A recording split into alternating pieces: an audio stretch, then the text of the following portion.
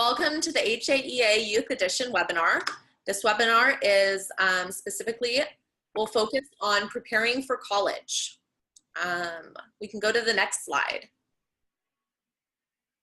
So we all know that preparing for college is a major life transition. It can be difficult, it can be stressful, but oftentimes this is going to be the first major life transition as you prepare for adulthood.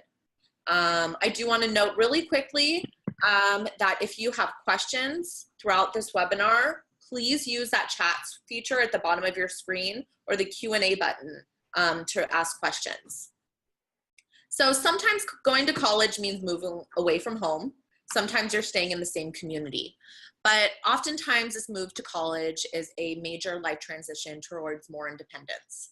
And so that means really, as it relates to your HAE, that really means learning to take control over your HAE. Up until now, you may have depended very heavily on your parents, and maybe you still do, to help you manage your HAE, remind you about your medication and when to take it. Maybe they help to you administer your medication.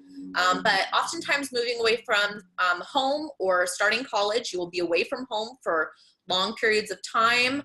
And there's really a need to find a little bit more independence as you transition here.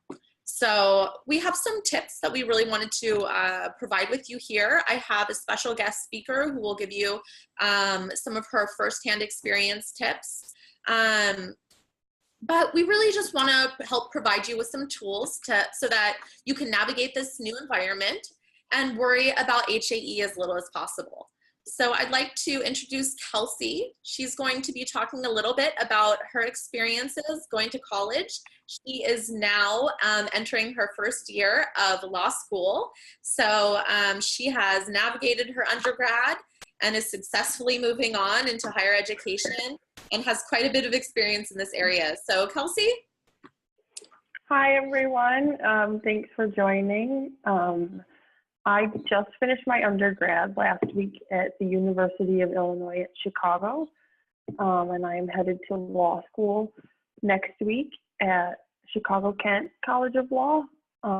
It's the university with the Illinois Institute of Technology. So do you want me to just get started and share some? Okay, cool. So I'm from the suburbs, the far western suburbs of Chicago. And when picking a school, I really wanted to go away to California for school. And at the time, after talking with my parents, we decided that that probably wasn't going to be an option, being so far away from home.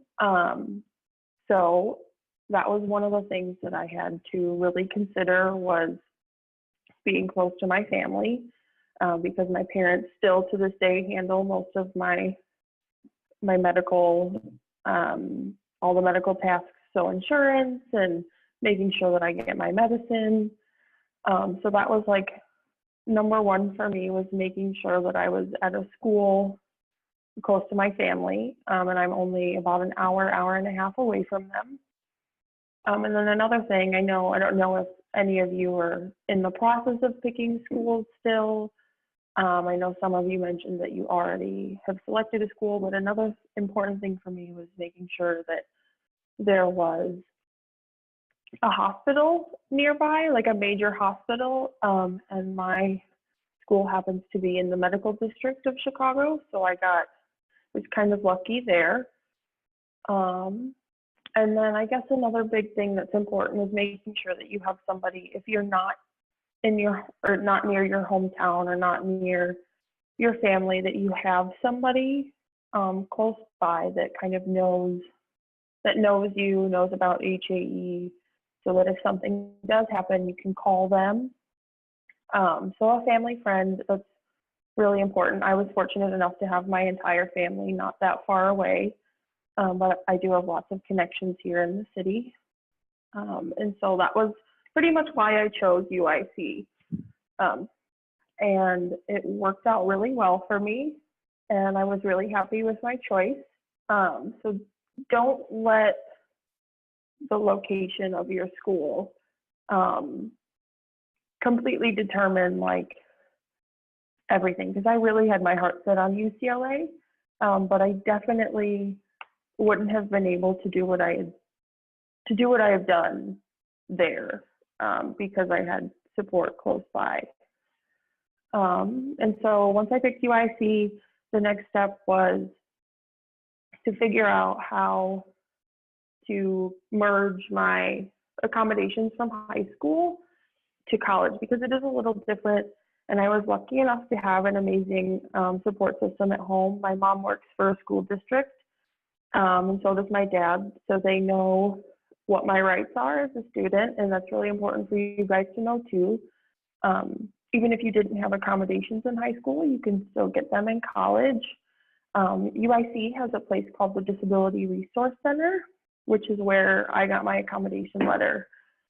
All I had to do was request an appointment and then provide them with documentation of my medical condition and then my IEP and 504 plans from high school, just to ease the process. So some of the accommodations that I felt that were important for me personally, and this changes depending on the person, extended time as needed on tests and quizzes. That I used extended time quite a bit, especially if I was having an attack or I missed a few classes and I needed extended time on a paper or something. And these are things that your professors and your teacher's assistants have to accommodate. And then I had an attendance accommodation so that I wasn't docked points for missing classes due to HAE. Something important to remember is emailing your professors before you miss class. Even if it's like right before class, make sure you document it and you have like a paper trail, so that if for some reason there's a mishap with the online grades, you can go back and say, I emailed you.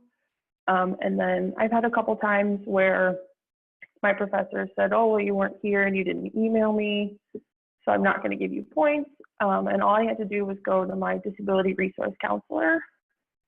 And then the counselor reached out to that professor, which took a lot of stress off of me, because I didn't have to confront the professor about like a couple points here and there, which makes a big difference in college.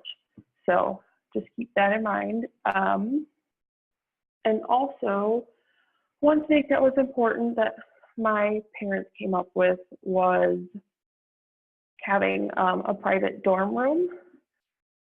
This might not be an option at some schools, but it was important because I was using home nursing quite a bit, and I didn't want to have to wake up my roommate at 3 a.m. so that I could have an infusion or an injection. So that was definitely really important because I did have a nurse come out a couple times, and I had my privacy as well. And a lot of my medication has to be refrigerated. So in a dorm room, you get a small mini fridge usually. So that was another thing I didn't have to worry about, was like taking up an entire fridge of medication and using that potential roommate conflict. Does anybody else have any questions while I'm going through? Feel free to ask questions as Kelsey's going, and we can kind of address those. But we did have one person who said to really definitely use extended time given to you. We'll kind of go over this a little bit more moving forward, but that it really does help with finishing tests and quizzes and papers if you miss class due to an attack. But keep going, Kelsey, you're doing great. Yeah. And these are just a couple of tips while you're at school. I definitely recommend having your parents help you through this process before you start school. Getting in touch with your disability center, because that'll help a lot initially. But make sure you get that set up before you start school, not during school, because it can take some time. And so once you get settled and you have your letters, it's probably going to be your responsibility to make sure that your professors have your accommodation letters. It might vary from state to state. I'm not sure how that works, but for me personally, at the beginning of each semester, I was responsible for emailing my accommodation letter to all of my professors and my TAs, and sometimes the department heads, depending depending on the class. So that's important that you do that. And then I would also suggest setting up a meeting with your professors so that you can explain to them a little bit more about your situation. But it's also important for you to know that your professors don't need to know all of your medical information. The letter provided by the university is sufficient and they have to follow that. A professor can't say, oh, so what do you have? You don't have to tell them, you don't have to share personal medical information if you don't want to. I found it easier to explain to them my condition so that they could better help me. So just be transparent with your professors, with your classmates, with your roommates. It helps a lot because you're going to make connections, and if you miss class for some reason, if you make friends and they know that you have HAE or you have whatever health condition, they're probably going to be more understanding and they'll share their notes with you. Google Docs is great for sharing notes. If you are missing class, because everybody can just edit and add on as you go, and it's a lot easier that way. Then you don't have to worry about going in to make up class or going in to make up notes with your professor or your TA. And then another big thing for me was I didn't take advantage of this thought process during my first semester, but I really recommend that you get ahead of your work because it can be extremely stressful. College can be, just in general. So like managing your time and getting ahead of your work in case of an HAE event later on, you're not playing catch up for the whole semester. That happened a little bit my first semester and my GPA suffered for it. And I don't want to scare you guys, but just try to stay ahead of your work and stay organized with, make sure you go to class, because if for some reason you have to miss a class for HAE, then you've missed extra class and it just gets that much harder to catch up. And stress affects all of us differently. I'm sure some of you know that. So just be aware and don't be afraid to use your accommodations. I had a professor once, or a TA, I missed a class and I missed a pop quiz, and I went in the next class and she was like, well, you'll just have to lose the points. And I had to tell her, I said, no, it's in my accommodation letter that you have to allow me to make up the points. So don't be afraid to confront your professors and your TAs and tell them that you know what your rights are as a student. And if for some reason you get pushback on that, you have your advisor or your counselor to go to, and then that's their job to rectify that with your professor or your TA. But just make sure you have all of this stuff squared away before you start, because the professor is a lot more understanding if you go to them week 1 than if you go to them week 7. There were a couple of times I forgot to email my letters to my professor, and week 4 or 5 rolls around and I was like, oh, I'm having an attack, I can't go to class, I need medicine. And then I was like, oh, but I forgot to email my letter. So that process was a lot more difficult. So don't do what I did and try to get ahead of all that and stay organized. And then one big thing that I found, this is probably the biggest thing for me, was I jumped majors quite a bit. I was a bio pre-med major, and then I kind of have this realization that I didn't want to do medicine, and I went into a field that was, I did disability studies and rehabilitation sciences, and I was able to use my experience with HAE to enhance my college experience. I had the opportunity in class to share my personal experiences in the healthcare field and in the rehabilitation field. And as a student with a disability, I was able to bring a unique perspective to my classes. And I encourage you to do that in your classes. I wrote a paper once for a history class on HAE. And you might not think that the two are related, but professors and other students will really appreciate your take and your perspective from a person that has a medical condition. So I always find it better to just be open and out there because it has definitely worked out to benefit me. But that's about all that I have. If anybody has any questions, Awesome. or Lisa, you want to add anything? Yeah. If you guys have questions, please feel free to type them in the chat box or in the Q&A. But we'll move on, and then we can address any questions that come in towards the end of the webinar. We can go to the next slide. Thank you so much, Kelsey. Kelsey has quite a bit of experience and has been pretty successful navigating her college experience. So, so her insight, I hope, was pretty insightful for you. And hopefully now we can kind of move on and give you some very specific tips and recommendations that I have as well. So the first recommendation that I think is very important, no matter who you are or what you're doing, it's very important to have your HAE treating physician provide you with a diagnosis letter that includes a recommendation for treatment in the event you have to go to the hospital. So oftentimes this letter should include your physician's contact information. In the event that you do need to go to the hospital and be seen by a doctor who is not familiar with HAE, you will be able to bring this diagnosis letter in with you, stating exactly what you have, stating exactly the plan for care, and providing their information. So if the doctor is in the emergency room or this new doctor needs to contact them, they can do so. This diagnosis letter is also going to be a very useful tool for you if you utilize the disabled student services at your school, which we will kind of move on to a little bit more coming up. And so then also next, this is just planning for college.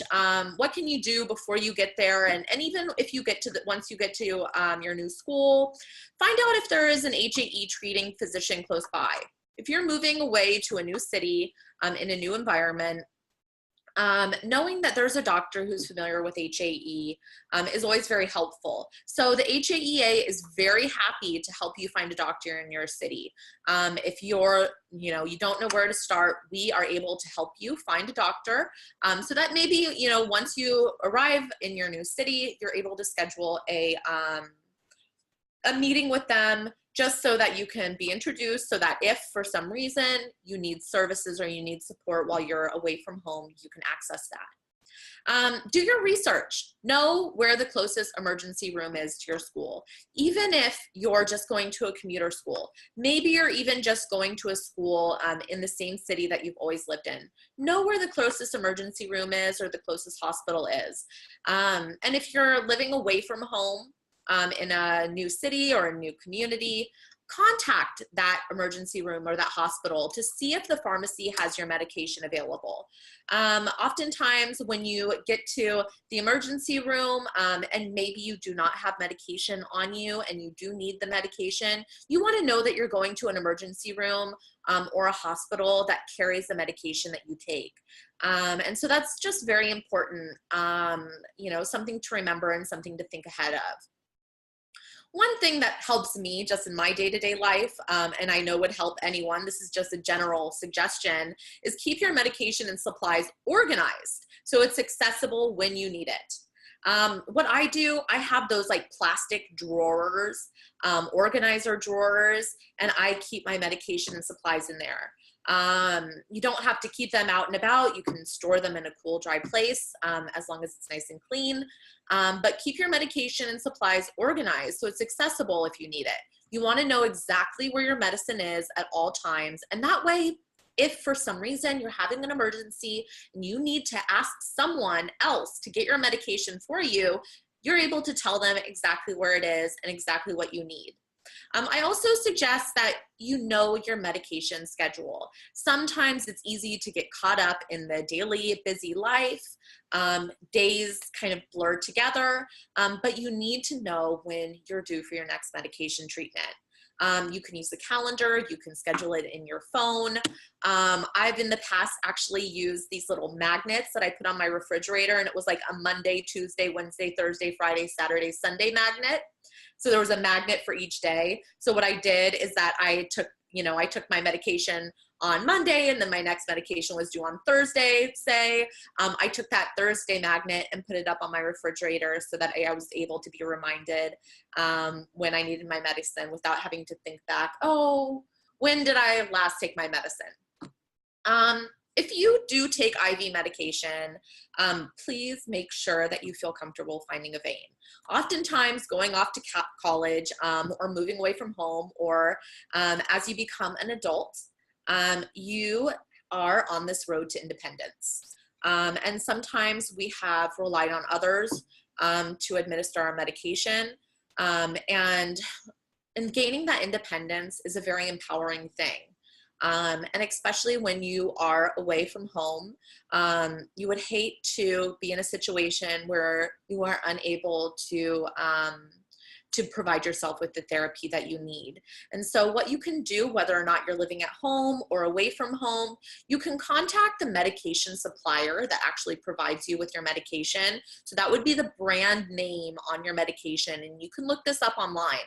But if you contact them and tell them that you need IV training or infusion training, they will send a nurse to you to make sure that you are equipped with the knowledge and training to be able to do that.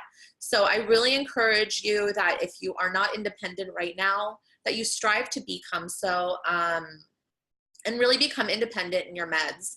A lot of times, even if you are living at home and you do rely on others, gaining that independence is incredibly liberating. I remember that when I was in college, which wasn't that long ago, but wasn't that recent, there were times when I brought my medication and kept it in my car. I drove about 45 minutes away to go to school, and there were times where I would have an attack in the middle of school because I would be up in my classes for many hours during the day. And I couldn't get home quickly, so I brought my medication with me, and I would literally sit in my car and do my medication between classes. So, knowing that I was capable of doing that was really, really important, because then I was able to do my medication and get back to my classwork. So let me see here. Just another thing, just to re-emphasize the diagnosis letter and the importance of that. A lot of times, if you go to an emergency room without this documentation, the emergency doctors will run a slew of unnecessary tests on you. And so to avoid that and to avoid those tests taking up additional time as your attacks get worse and worse, this diagnosis letter will help streamline that process so they know exactly what to do with you when you come in. Let me see if there's anything else here. Again, stay organized. We can go ahead and move on to the next slide. So coordinating with your school. Kelsey had spoke quite a bit about an accommodation plan. An accommodation plan is very similar to what you may have had in high school or have heard about. It's basically a 504 plan, but for your college and modified for your college environment. Most schools, if not all schools, should have some sort of form of disabled student services available to help students who need specific accommodations. To access these accommodations and these services, you do need to have a diagnosis letter from your doctor, and additionally, a letter from your doctor stating what accommodations you need. And accommodations can range from a number of different things. And you need to think about what those accommodations may be. Kelsey had provided a couple of them. One of the accommodations that I definitely recommend that you would utilize is the opportunity to make up missed material or exams without penalty. And additionally, you know, have the option that if you do miss a day of class, that you are not penalized as well. College is not like high school. You do get penalized when you are not there, despite the myth of, you know, now you're in college and you can choose when you want to go. You do get penalized if you're not there. You do get penalized if you miss class. I think you can miss up to so many classes and then it gets stopped from your grade. So we know that HAE attacks can be unexpected and unpredictable, and often can be related to stress. And so stress during college is a pretty significant thing, with finals and cramming, and this new environment, learning new things, and sometimes maybe feeling overwhelmed with your workload. The stress can mount, and the likelihood of having an attack during this time really increases, and is really out of your control at times. And so it's really important to coordinate with your school. I'm just going to give a quick little story. When I first started college, I didn't want to be labeled as having a disability. This was a time in my life where I was still kind of coming to terms with my diagnosis, and my situation, and I didn't want to feel like I had a disability. And then I think it was when someone had given a presentation in one of my classes about having an invisible disability. And it all became clear to me that HAE is definitely an invisible disability. You may seem normal in class one day and suddenly have to miss a day of class. And then you treat, and then you come back to school the next day and you seem fine. And so there were many times where I was ridiculed, either by professors or other students, for missing class and playing hooky, when I knew that I was actually sick that day, but there was no clear evidence at the time that that day before I was actually sick. So having this documentation is critical. Once I learned that I could utilize these services at my school, my college experience went so much more smooth. It's huge, and it's such an amazing resource, and it is there for people who are in your situation. So I definitely recommend that you use it. Coordinate. Also, a huge thing is that once you do get this letter, this accommodation letter, schedule an office visit with each of your professors. Sit down, introduce yourself.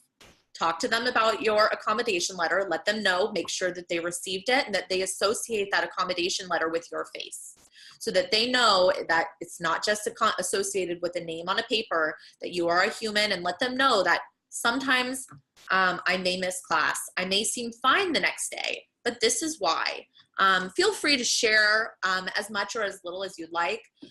Sometimes they're not too interested in the details, but just so that they can associate a face with that situation will be very helpful. So then they actually, you know, and then you develop this really amazing personal relationship with your professors when you do schedule office visits. And as Kelsey had mentioned, try to stay ahead on your work to reduce stress. Pushing things to the last minute increases your stress level and causes a more likelihood for attack. I know that my experience was that I always got an attack during finals. This severely impacted my ability to turn things in on time, and caused me additional stress, because as the time started ticking down, I started to feel an attack. Then my stress level increased because I knew I was not going to be able to meet my deadline. And so if you can try to stay ahead of your work, Chelsea gave a great tip of meeting people in your class, so that if you do miss class, they can hook you up with their notes. So those are just some really great tips. And again, you guys, for anyone who is here listening, if you have questions or comments or thoughts, as we're moving through this. We're coming to the end. Please feel free to use that chat button down there to ask questions or make comments. We really would like to hear from you. So we can go on to the next slide. So are you living on campus? Not everyone moves away to school. And as Kelsey said, sometimes that's something that is going to be a major influencer in the school that you choose.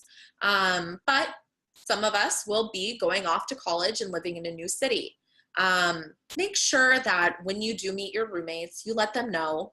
Maybe it's not the first thing you'll tell them, but once you get to know them and feel comfortable with them, make sure that you let them know about your HAE so that if they see you doing an injection, it's not catching them off guard. If you need their help at some point in time, it's not going to catch them off guard. They will be able to help you. Let them know, hey,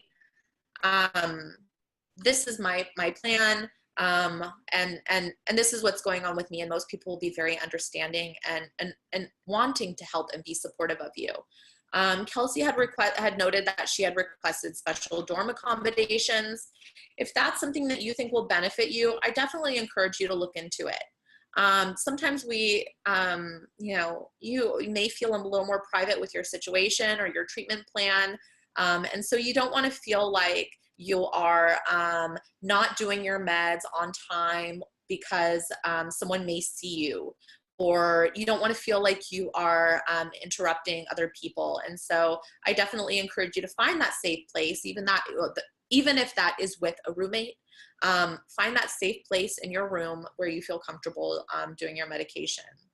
Also, again, I can't reiterate this enough. Know the fastest route from your school to the emergency room. We hope that you will not have to utilize that route. But in the event that something happens and you need to get medical attention, you need to know how to get there. And you need to have that letter from your doctor easily accessible so that you can bring it with you in the event that you need to go to the emergency room. I also really encourage you guys, if you are going to a new environment, the HAEA does have these wonderful, it's called an ER toolkit. Basically, it's like a medical packet for medical professionals that we can mail to you. And this ER toolkit is a great resource because what you can do is either use this ER toolkit if you are in a new community, around a new hospital, and you are worried maybe they aren't familiar with HAE, you can bring this ER toolkit in, and it is an educational resource for medical professionals to learn about hereditary angioedema. So I do encourage you, if that's something that you think would be useful. This is also a great resource for school nurses or the medical staff at your school. So, maybe you just want to be an advocate and educate. I think most schools have some sort of medical facility close by that's associated with the school.